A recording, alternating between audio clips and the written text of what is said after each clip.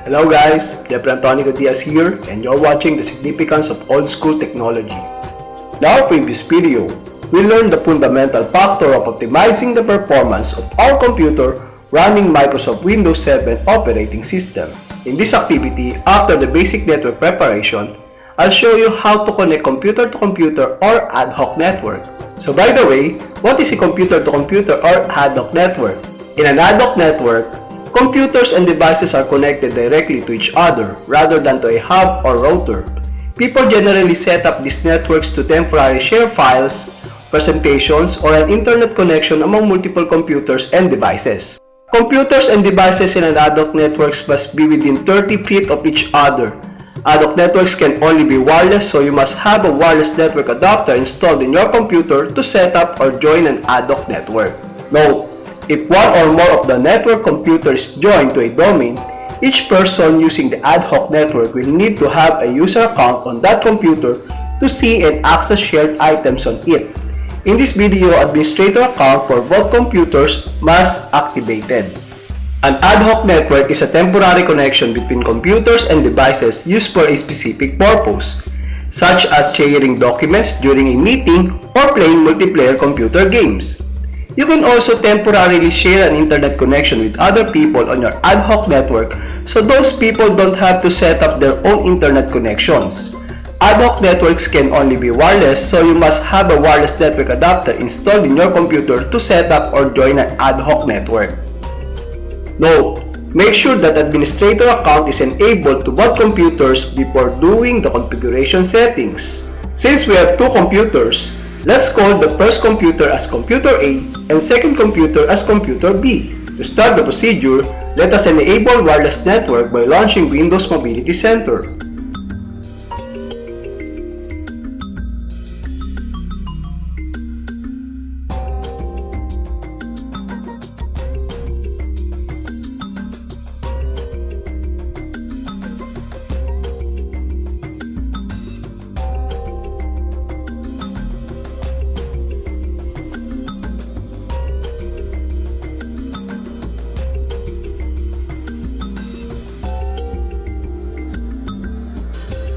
Launch Network and Sharing Center by typing control.exe space /name space Microsoft.Network and Sharing Center and then press Enter key. Note: you need to observe proper capitalization and spacing.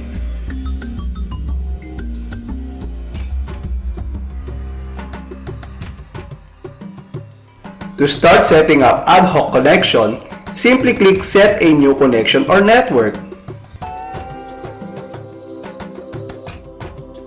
In Choose a Connection option, select Set up a wireless ad hoc network and then click Next button. In this activity, we will create I Love Tech Core as our network name and Secret to You as our security key. Don't forget to check Save this network checkbox before clicking Next button.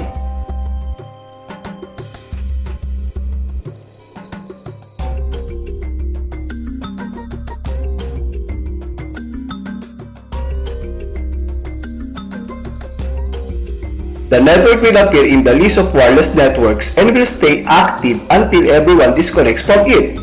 Give the network name and security key to people you want to connect to this network.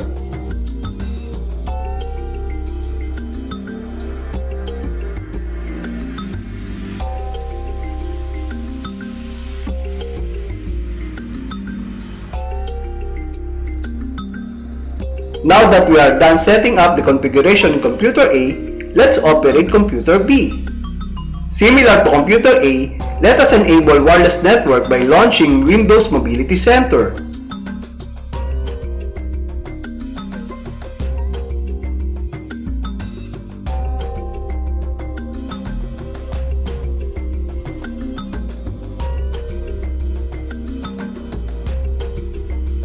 Type Secret to You as the assigned security key and then press Enter key.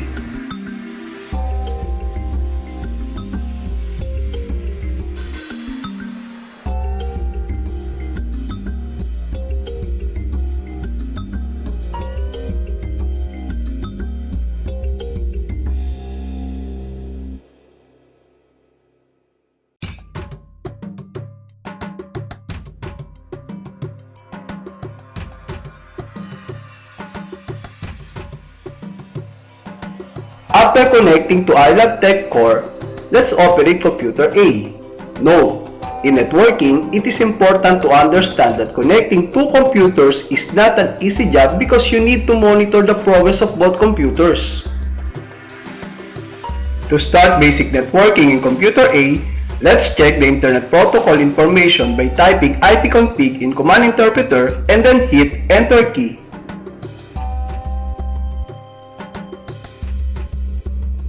The IP address of computer A is 169.254.82.203. Similar to computer A, we also need to check the Internet Protocol information of computer B. Type ipconfig in Command Interpreter and then hit Enter key.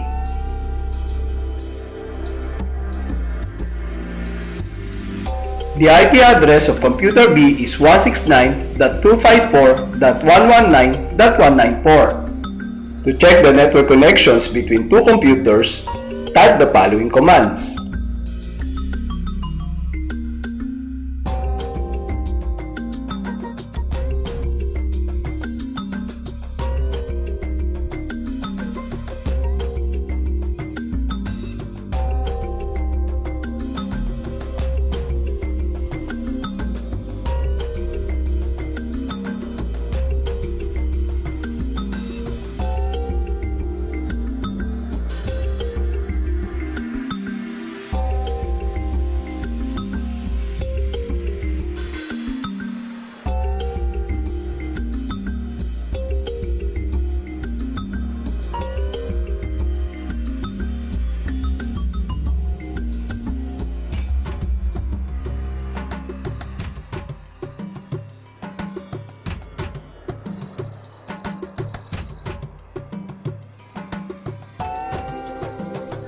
Similar to computer B, type the following commands.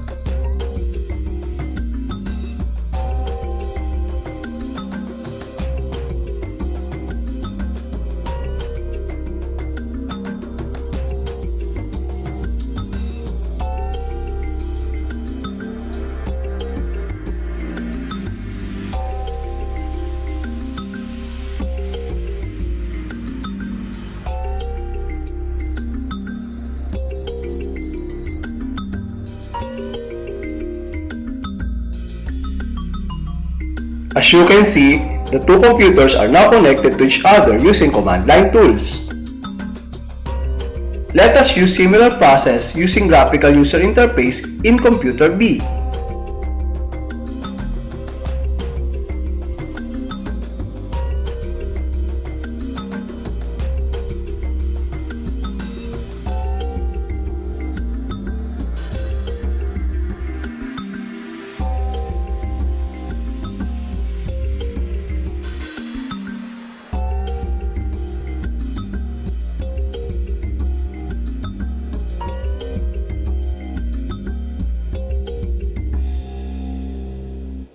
Let us operate computer A and view the administrative share.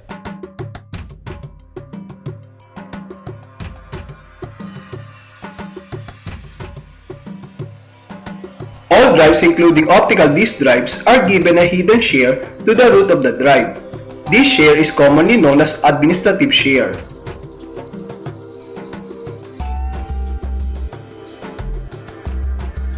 Let us use similar process using graphical user interface in computer B by typing fsmgmt.msc in command interpreter and then press Enter key.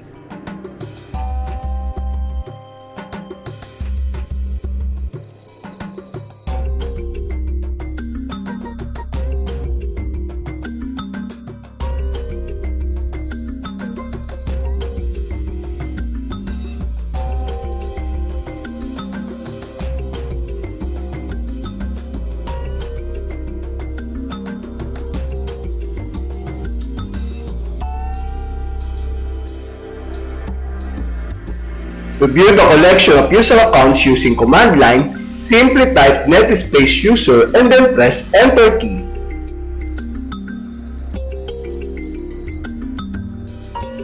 Let us show similar process in Computer B by typing lusrmgr.msc and then press Enter key. Note, this command is not applicable to Windows 7 Starter, Home Basic, and Home Premium Edition.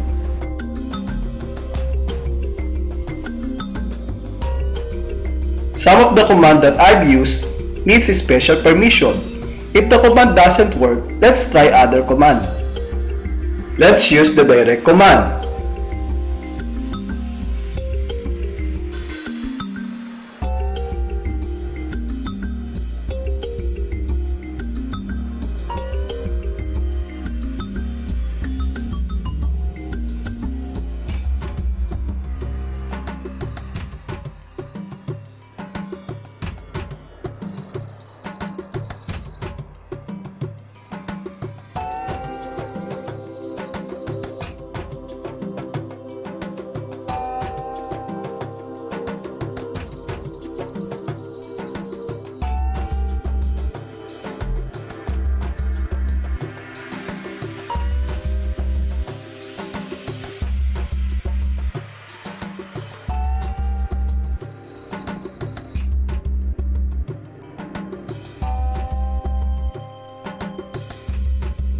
Let's try another one.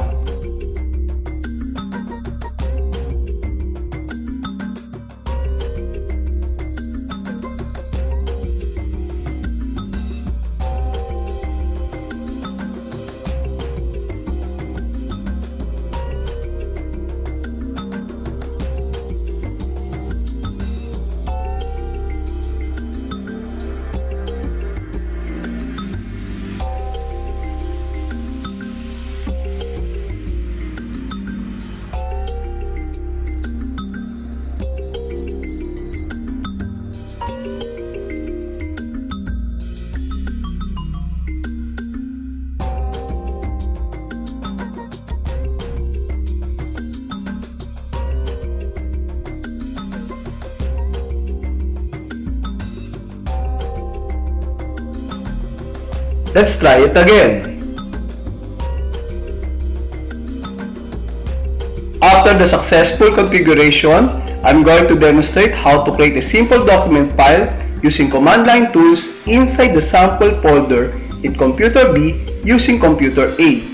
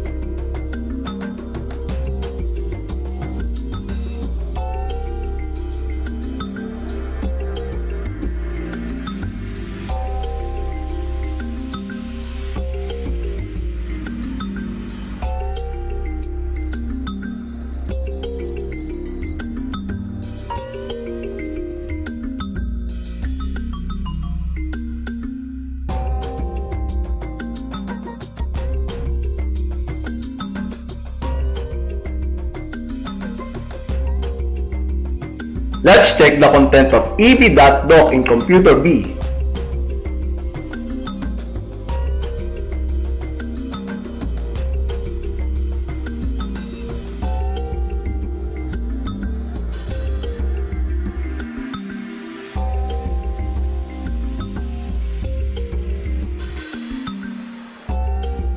I'll discuss the detailed information about networking commands in next group of videos. Thanks for watching. See you next time.